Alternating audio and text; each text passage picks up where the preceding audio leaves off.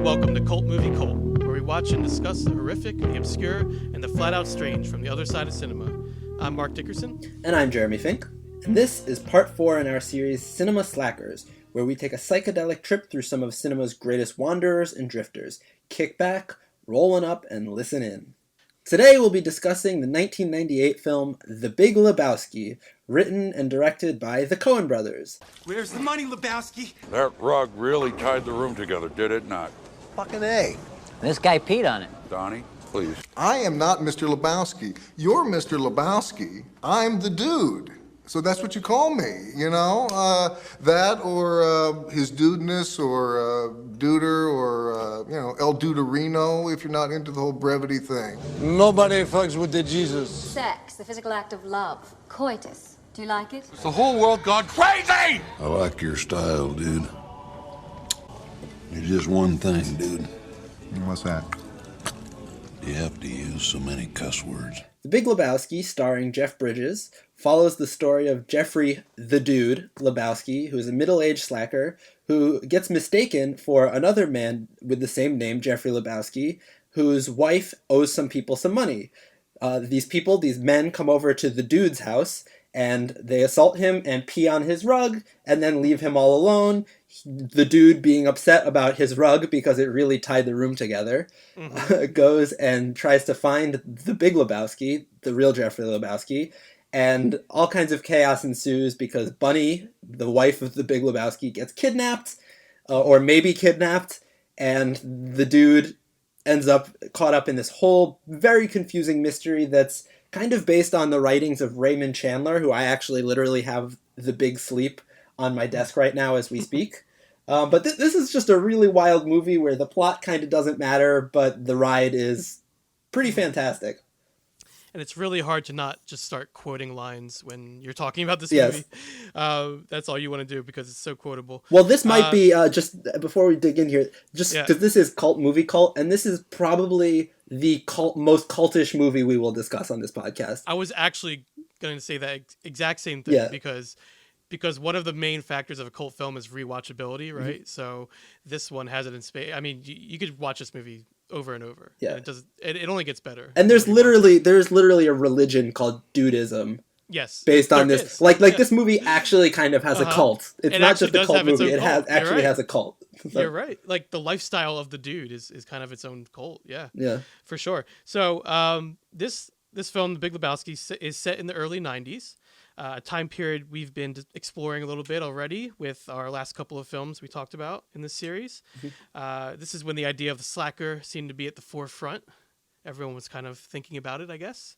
And this is the quintessential, not only the quintessential cult film, but the quintessential slacker, I would say. Yeah. Maybe the biggest slacker we've discussed so far. Just his whole philosophy on life is that he doesn't want to be involved. You know, he's basically a Taoist. He just wants to float through, and I mean, he's a pacifist, which he brings up a lot. Mm-hmm. He doesn't want to be involved in any conflict, which is obviously doesn't work out for him because he's getting involved in all kinds of things throughout the film. So what was your first impression going back to seeing this film again? Well, this is one I've seen a lot of times, as a lot of people will. And if you haven't seen this movie, don't listen to this podcast right now. Go watch this movie and then listen to the podcast, just because you can't even begin to you gotta understand it if you haven't seen the movie. It's just one of those ones. Like we'll be talking gibberish and quoting a lot of stuff that sounds like it means nothing. Exactly. But more than usual anyway. Normally we talk about our favorite moments at the end, and there are a lot of favorite moments in this, but I think the one for me, and it's not even a funny moment, but just the opening of the film with the tumbleweed. I know, there's something about that, isn't there? It's just so beautiful because it's so clever. You know, it totally embodies who this character is going to be. The song choice is perfect. The voiceover narration. Mm-hmm. He's like the wandering drifter, like a kind of a legend. Yeah. And it's also the idea that it's set in Los Angeles, so it's a Western, which I'm kind of have this theory that every film the Coen Brothers have made is a Western. You know, I had a note here that they had dipped their toes in the Western genre before this, but I mean, they've done full on Westerns, obviously. And actually I just watched their newest film. I don't know if you've seen it. Oh, I love that movie. I love the Ballad of Buster Scruggs, which grew on me more and more as I watched it. I thought that was fantastic. Really kind of crazy and great. And that's very much obviously a Western. So they've done it before, and this film is very much, it's interesting because you mentioned last time, Jeremy, this is almost a noir, and I think it is. It's kind of in the vein of a detective story, but it also has that Western element where you're looking at a legend, basically, someone who just kind of wanders and drifts through from town to town, but is also a lazy slob, which is kind of a funny juxtaposition there. So we have that. We have the noir influence. We have just the slacker genre in general influence, and the Cohen brothers are very much about genre. And I think the juxtaposition there of how intelligent they are and the writing, how good their scripts are, with their love and adoration of specific genres, I think is always very fascinating, and you see it very much here. And actually, there's a lot of parallels between this and Inherent Vice that when I saw that film, it made me think of this film a lot, where it's a detective story, but also not slacker, really slacker, and the film is not really concerned with the actual mystery or the actual, the motive for what's going on. It's more just everything around it, and I think that's what's unique about this. Well, film. on a side note, I was actually kind of almost surprised when I saw Inherent Vice, because I love Paul Thomas Anderson, and I was almost surprised that he made that movie with the knowledge that The Big Lebowski already existed. Yeah, I agree. It's and I think Inherent Vice is great, but I think that I think that this movie really just nails it. Tone. Yeah, it did everything it needed to. So as you said, a case of mistaken identity is what sets everything off here. So the Jeffrey Lebowski, or the Dude, as he calls himself. As we will be referring to him from here on out to avoid confusion. Call him, the Dude. He is just kind of, like we said, a wanderer, drifter. He goes bowling, hangs out, listens to music, and smokes J's. That's pretty much it. Drinks White Russians. Of course. Drinks White Russians, Caucasians, as he calls them. Ruskies. So that's his life. That's what he does. He just hangs out with a couple people.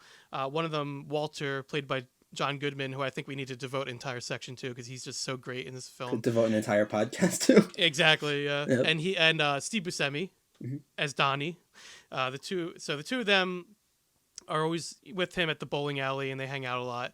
But other than that, he doesn't do very much. He just hangs out, and until one day where our film begins, where people break into his house and think that they keep calling him Lebowski, which is his name, but he soon realizes they're referring to a different Lebowski.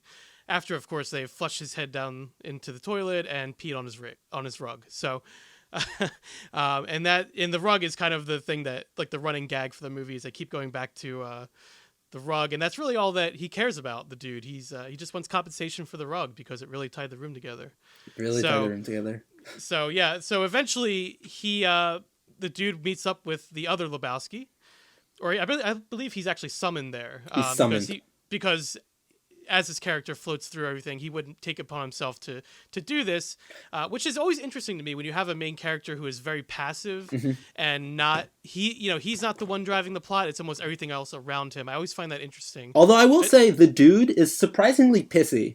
He's a little salty. Yeah. Like there's a lot of moments in this movie, for someone who claims to be a pacifist. He gets pissed off at everything. He gets pissed off at everything, which is kind of also interesting and indicative of the time. I mean, there's the clip in the opening scene when he's in this grocery store buying milk, which he pays for milk that's like $1 with a check, which is hilarious, and so indicative of who he is. But he's watching this clip with George Bush and George Bush Sr. and George Bush Sr. is saying, that will not stand. And I think this aggression will not stand. And I think that like Lebowski's like attitude, because he's not like, for someone who is such a laid back dude, he really gets angry about everything. Not aggressively angry, but I think he kind of embodies that time a little bit where he's just annoyed by everything. Yeah, we've moved, we've been through the 60s, we've been through the peace love movement, but then we also got through the Cold War. The Cold War has just ended. So it was kind of supposed to be this time of like peace and relaxation, but like this guy is kind of just feeling weird and out of place, and things kind of annoy him, and he wants to be able to have that peace and relaxation, but then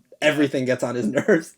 The very idea of conflict is a main factor in this movie, because you have the Desert Storm significance. They refer to it. I mean, that's what's going on around the time, or I guess it was right before, or no, it was probably... It was right around the time, yeah. Yeah, so the war in Iraq with Saddam Hussein, it gets brought up a lot in a lot of different ways, and it's very, I think, important to the film. At first, it seems like it's not, but the more you watch the film, you kind of realize how important it is to what's going on, and just like I said, that idea of conflict, and the way that the dude is trying to avoid any conflict in his life.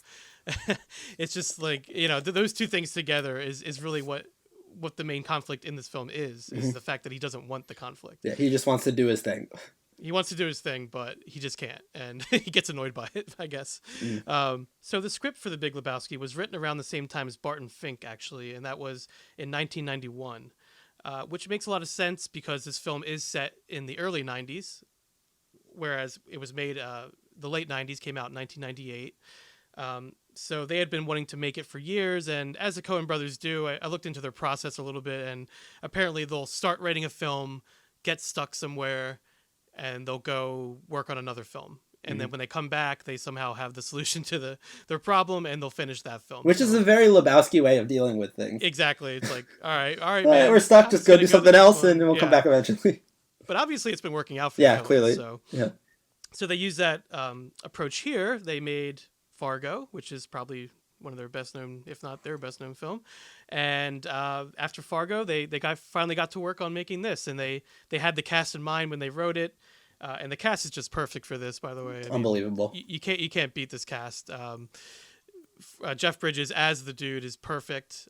John Goodman, I guess we could talk about that now. He's just he's playing the friend Walter. He's actually an amalgamation of different people that the Coen Brothers knew. One of them being the director John Milius, actually. Interesting. Which is very interesting. Yeah, because he's very militaristic and aggressive, and he's always into something new, like how Walter's, he's talking about he's devoted to the Jewish faith all of a sudden, and watching his ex-girlfriend's dog. He's always got something going on in his life. And what's interesting with Walter to me, and I think a lot of the characters in this, is that they're these absurdist, kind of in a similar way that we were talking about with Clerks, is that it's all these absurdist people who on the surface seem like they're just the way they are because it's funny, but then you kind of dig a little deeper and you see the real kind of traumas and stuff that they're dealing with. Like, Walter is a veteran who can't let go of his time in the military, and that could easily be in and of itself a really sad drama. He talks about Vietnam even though he was never in Vietnam. Yeah, he talks about it constantly. It's like he's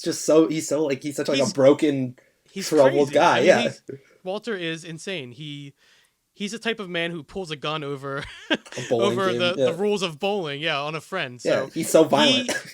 And he's like shouting, "Has everyone gone crazy?" As he's pulling a gun on his friend over bowling. So, that's the kind of character he is. So he's just very entertaining to watch. And John Goodman, as always, is great in the role. And he's also the perfect friend / foil for the dude, I notice. The way they explosive, interact, he gets under the dude's skin like no one else. Yeah.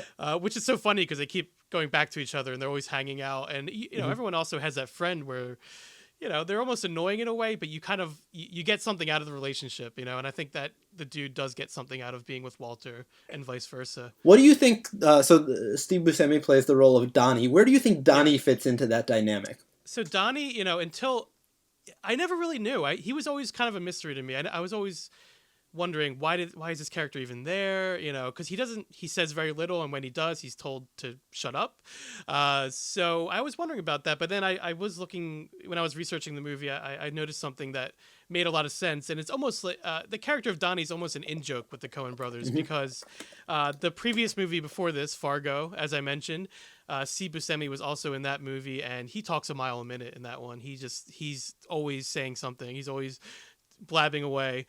So this was sort of a joke with the Coen Brothers. When they gave him this role, they wanted him to say almost absolutely nothing, and when he does, he never knows what's going on, and he's always being told to shut the fuck up. So that's it's almost like a big joke in a way, which makes sense. But also there's a sweetness to Donnie and innocence there, which is kind of different than everything else that's going on. So I think there's that. You know what I mean? Just to have variety in the characters, I think it's important to have Donnie there. He kind of fits somewhere in the middle. I have heard a theory, which I wouldn't give weight to because there's evidence in the movie that it's not true, but a theory that Donnie is like a figment of Walter's PTSD imagination. Yeah, It's like I could see that. I could see it, but I think the personally, dude does say a couple of yeah, things. Donnie does get acknowledged, unless they're both just on some wild trip. But then again, the whole movie is just a wild trip, so who knows?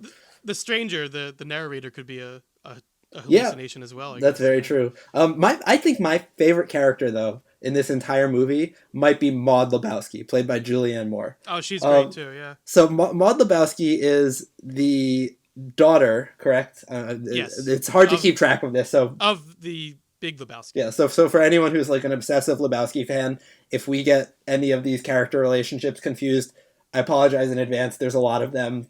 Mm-hmm. It's hard to... Well, I think part is they want it to be confusing. Yeah, they want it to be confusing, and that's the point. But she's so Maud Lebowski is the daughter of the Big Lebowski, and then therefore also the stepdaughter of Bunny Lebowski, strangely, which I always found was a weird detail. But she's kind of this artist character, who... Quintessential artist character. Neurotic. She kind of talks like Katharine Hepburn. Yeah, it's very bizarre, but I could never quite figure out her place in the whole thing, Maud. But she's just so full of like life, and Julianne Moore, admittedly, is probably my favorite actress of all time. She's so good. She's so good in literally everything she does.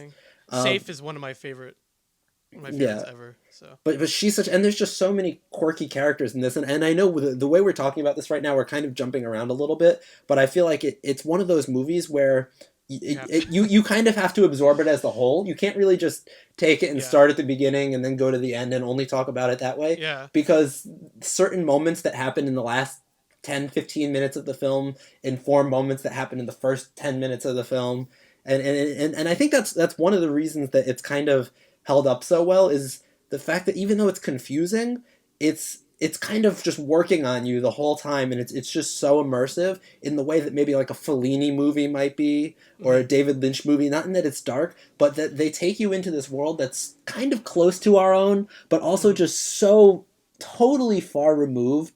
It's also beautiful that it's set in Los Angeles, because it's a movie that has so much to do with movies, I mean, because the first time I saw The Big Lebowski was right when I was kind of first starting to make movies, and then going back and watching it now years later, having seen a lot of the old Hollywood movies and the films noir that this would have been influenced by. There's so many little tiny intricate details, and so many tropes that they're playing off of, but just totally recontextualizing. So many characters, like you said. Now I'm thinking about all the different characters. Like you have the Jesus. Yeah. You have the nihilist. I mean, you have all these, crazy characters that are just, and Philip Seymour Hoffman playing the assistant. So, and as the plot gets more convoluted, I think the film actually, I mean, obviously that's a goal for the Coens. They want it to be too much for the dude. They want it to be almost too much for the audience. They want it to get a little crazy and complicated, and it definitely does, and it only makes the situations more ridiculous, I think, as it goes. So to kind of go back to what the plot is, I'm not going to go focus on it too much. Yeah, it's hard. I just want to go. So the jumping off point is, the people break in, pee on his rug.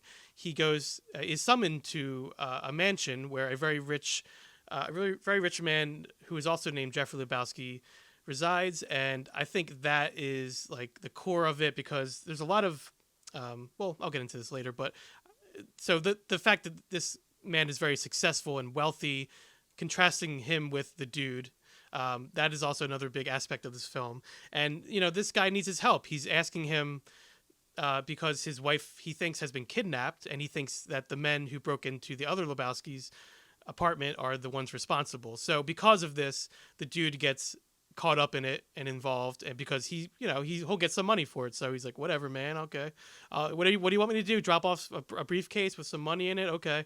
He thinks it's going to be easy, and then obviously it just spirals off from there. Wrong. Which the Coen brothers, they've done this in a couple other movies. Burn After Reading is the first one that comes to mind, where they explore that same idea of something just kind of a plot taking hold and just going off the rails. Yeah. And all these different characters getting caught up in it, and something that started out so simple gets so complicated to the point where even the characters in the film don't know what's going on. Yeah. And that's very much a display here. So that's, as far as the plot goes, that's all I'm going to discuss, because I think that's all you really need to get the idea of what's going on. There's something about, porno movies being made. Yeah, there's a called whole log jamming. There's a guy named Jackie Treehorn who is maybe funding the porno movies, but is also kind of this classic noir rich man character. And that's all related to Maud Lebowski, his daughter, and it's really all over the place. There's something about the Knudsens and a toe missing. It's very confusing. The missing toe is missing very toe. But let's, rather than trying to go on about the plot, because I think ultimately I think we're done with the plot. We're going to end up nowhere. It's just going to be confusing. What do you think some of the themes are in this movie? What do you think the Coen Brothers are trying to express? So there's a lot here. One of the main things I was thinking about during this rewatch of the film is the idea of capitalism.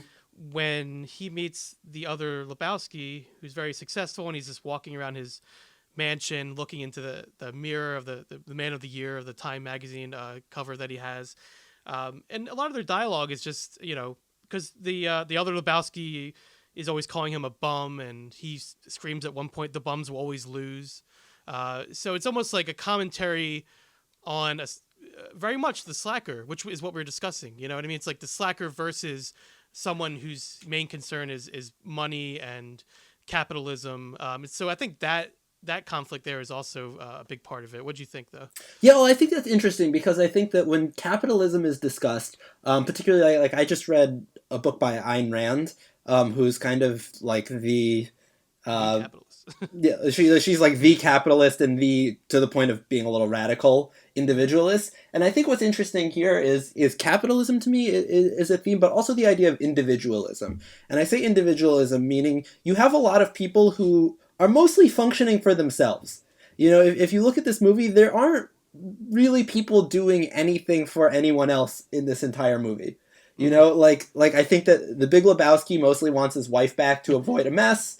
And to avoid financial. Or when they do when they do something for someone else, they usually botch it somehow. They botch it somehow, yeah. Because Walter's ego gets involved, and he starts doing something crazy, like jumping out the car with shooting an Uzi. So like even when people mean well, it just always it just goes wrong. Yeah. And so this idea of individualism was something I was thinking about, because if you look at it, like, the dude basically just wants his rug back. It's about him. It's not really about anything else. He just kind of wants his rug back so he can chill. Maud Lebowski just wants a kid.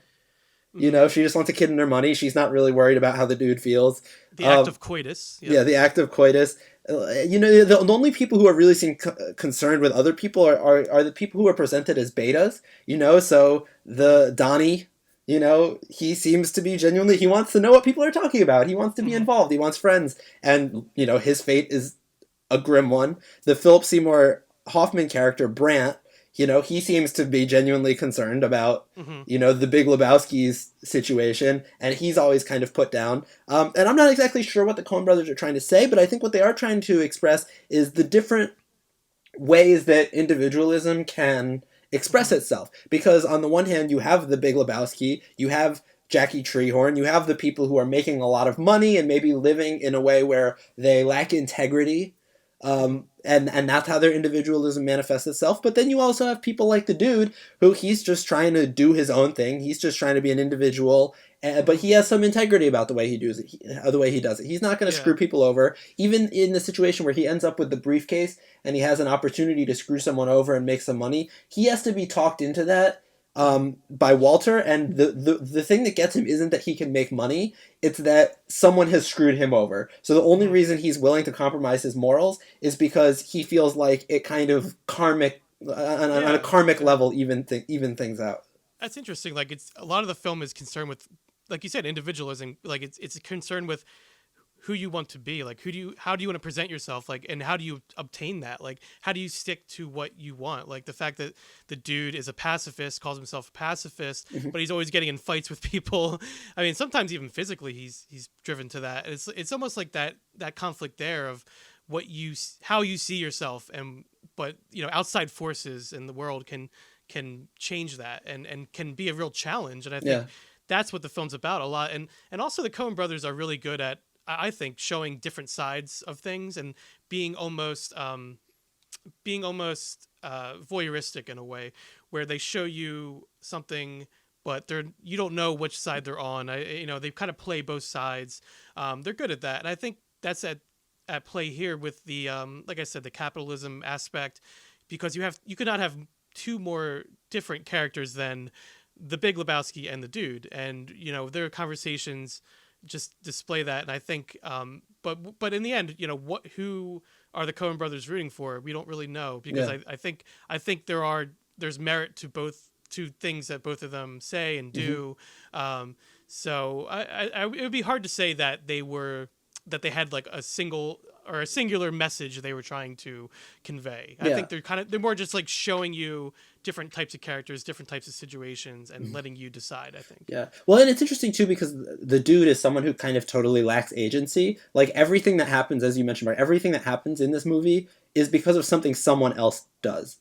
Yeah. He really doesn't do anything. In this whole movie, he's just kind of listening to what other people are telling him. He's just like a tumbleweed rolling along. What is interesting, some of the characters that I find interesting, just the inclusion of them, were the nihilists. There's this one group of characters which features Flea from the Red Hot Chili Peppers, which is kind of the ultimate 90s movies cameo. But yeah. I think they're kind of interesting because I think this is a movie about philosophy. And the fact that they would include that, because it does present such a crazy world, but at the same time, I think that maybe what is trying to be expressed is that this world, even though it seems so crazy, is really no crazier or more confusing than our own. It just seems that way because we expect order in movies in the same way we expect order in life, but when that order gets pulled out from under us, everything's... And so you can almost understand the nihilists who are saying, it's all absurd, it doesn't mean anything, because if I was living in this world that the Coen brothers have created, where nothing seems to mean anything, everything leads to a dead end, I might hit a point too where I would say it's all meaningless. I'm not gonna worry about it. But still, to believe in nothing so much that you actually call yourself like a name, like a nihilist, that's to me is like, they're almost like showing you the comedy there of like, these people are like the dude, but not at all, because they care enough to be part of their own group or their own organization. The dude is part of no organization. He doesn't, he doesn't want to be associated with anything. Except maybe being a pacifist, But so that was, I think just they show you different characters, different groups, and like you said, different philosophies, different individuals. What did you? Because this is something we would be remiss if we didn't talk about. What did you make of the dream/drug sequence? Well, they're very entertaining. I don't, as to their significance, I'm not sure. They're very fun to watch, and I think it's definitely an opportunity for them to have a lot of visual flair, and they do some really cool stuff with the point of view of the bowling ball going down the lane and things like that. And the music choices are really well done. So I enjoy them, and I think they're good. Honestly, I think they're a really good break. I think, from all the plot, having those little montages there, just letting it be kind of fun, and the more like dream surreal like type of images. Having that, I think it's just like, if anything, for your brain, it's like your brain needs that kind of break to just be like, all right, I'd like to just watch this for a second. I'd like to make an interesting claim, and that is the dream sequences are the most logical thing that happens in the entire movie. Okay. I'm with you. Because and the reason for that being is things get so off the rails in real life, but in the dream sequences you can kind of totally just vibe with the imagery. You know what I mean? It's like when you stop trying to really figure out what it means and just say, this is just kind of his mind reacting to everything that's going on. Well, when you dream, it's a way for your subconscious to just process everything that you've been through, so it kind of makes sense in that way. Yeah, it's processing, and I feel like what's interesting is the rest of the movie, everything that's happening outside of the dream. The dude is kind of doing the same thing. He's just trying to process a bunch of confusing stimuli. And I think in the dream, the fact that it just lets it go abstract, the fact, because, and I think it's our nature as movie viewers that we're so used to looking for meaning, and we're so used to looking for logic in movies and a through line, that it can be really frustrating and crazy when that doesn't happen, as it doesn't happen in The Big Lebowski. But I think the dream sequences almost, are a relief when we see them, as you mentioned, because it gets so confusing at certain points that when it finally says, no, like you don't have to worry about the logic, just enjoy the abstraction, things start to actually click a little bit more, which is interesting because I find a lot of the time I've written dream sequences, and as I'm sure most writers have, and we've all seen them, a lot of the time dream sequences are used as a tool to abstract. They're used as an expressive tool. But I think that in this particular case, the dream sequence is almost just saying like, hey, like calm down, just enjoy it. Yeah. Like it's all okay. It's just what it is. When you watch this film, it's almost like you have to think like the dude. Yeah. Because things just happen. You just have to be like, okay, go along with it. Either you're along for the ride or you're not. And in terms of motivation, I mean, like you said, people are always looking for motivation or plot elements when they're watching a film, but that is very much not important here. No.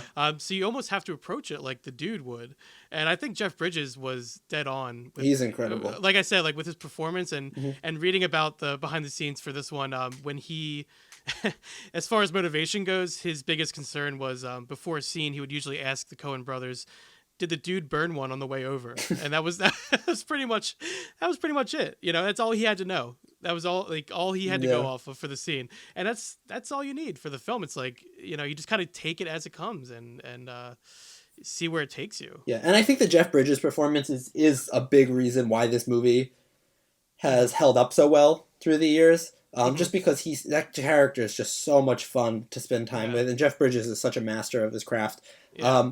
But yeah, and it's one of those things where that character so easily could have been a disaster, And yeah, for sure. Yeah. I mean, because if you didn't cast that role, if you didn't do it exactly like they did, it could have been such a stereotypical stoner. It might not have worked out. Yeah. It could have just been a stereotypical stoner in over his head. With Jeff Bridges, there's something else behind his eyes. You just know there's something else going on that makes him more interesting than it could have been, I think. Yeah, you're right. Well, and once again, it doesn't seem like, as we go through the Slacker series, it doesn't seem like the dude is stupid.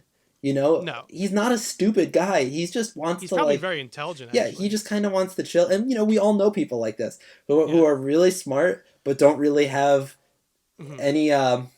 They desire to get and they don't have a desire to put it into something in particular. They just want to kind of coast and enjoy it and have their nice conversations and hang out with their friends. And I think that intelligence, that intelligent edge that Jeff Bridges brought to the character really opens it up. And the story of this film and its release, not the plot, but the actual story of the film itself is kind of interesting because when this came out, it did all right at the box office. It wasn't a huge hit, but it didn't totally bomb either. But it was not critically well received.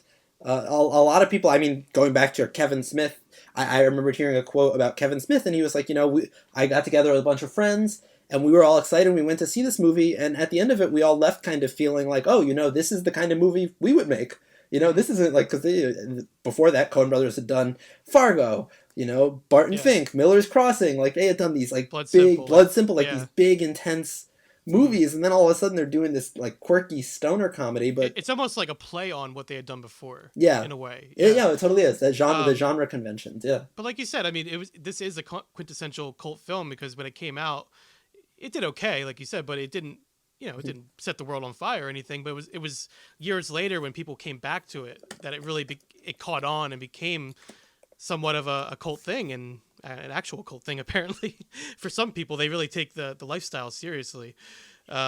So it's very interesting, to see it evolve in that way. And there's Lebowski fests that go on every year, and I think some theaters have like nightly or weekly screenings of the film. I mean, it plays all the time. Very much a cult film. Yeah. One thing that I've heard this theory, and I can't find right now. I'm looking it up. Who I could credit it to, but it was really interesting.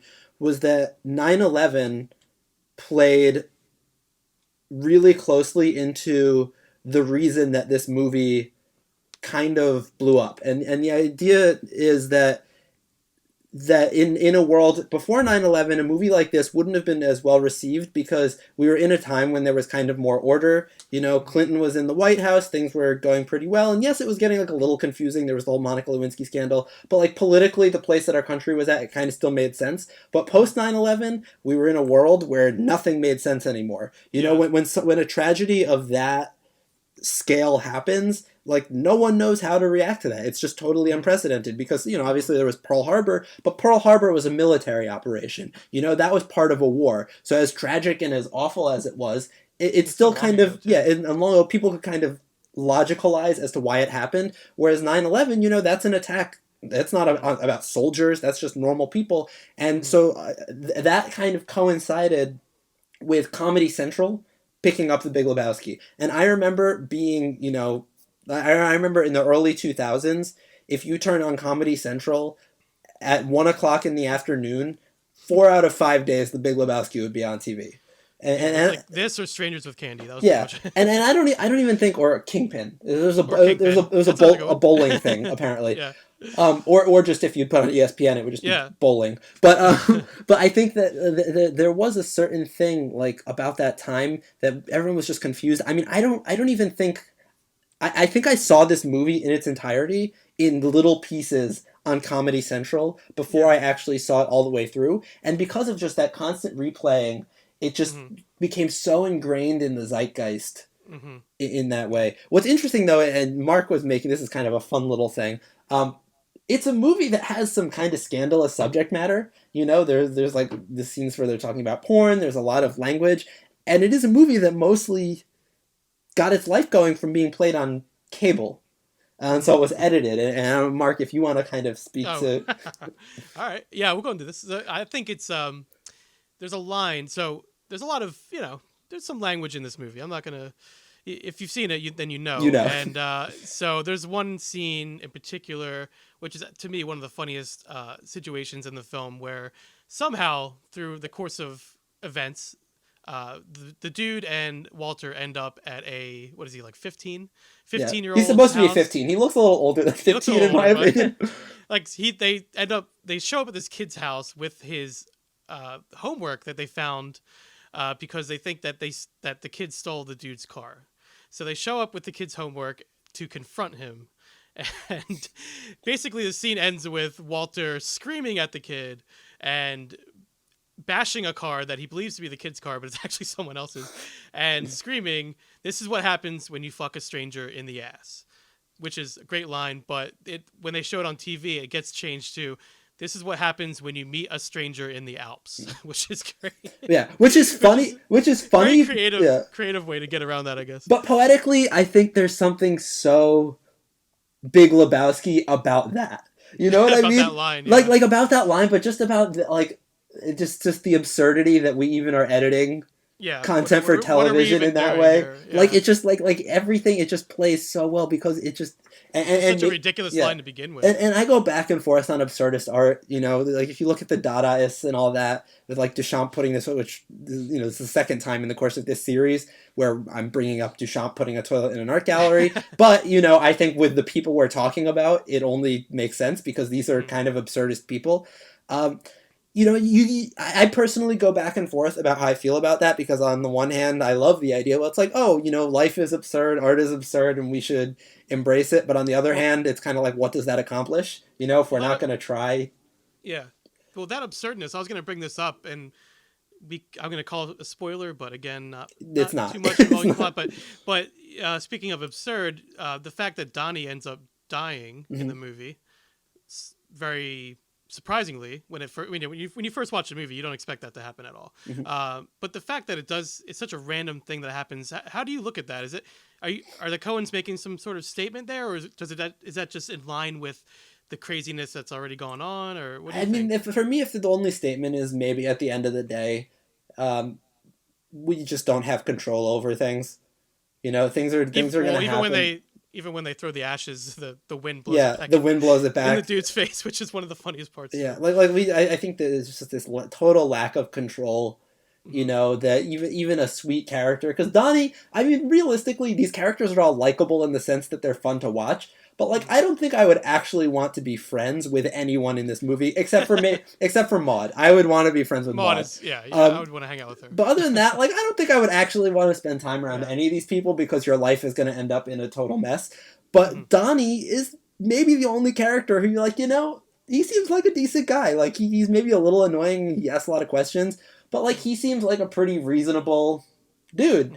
And the fact that that's the one character who at the end of the day they choose to kill off in all the craziness, really it's like you kind of have to put your hands up and you say bad things will happen to people who live their lives in a good way, good things will happen to people who live their lives in a scandalous or controversial way, and at the end of the day, death is the great equalizer, and it's kind of out of our control. Bystander, and something could happen. Yeah, exactly. It's out of our control. And it's a heart attack. There's no agency. Right. No one is making a decision to hurt Donnie. It just happens.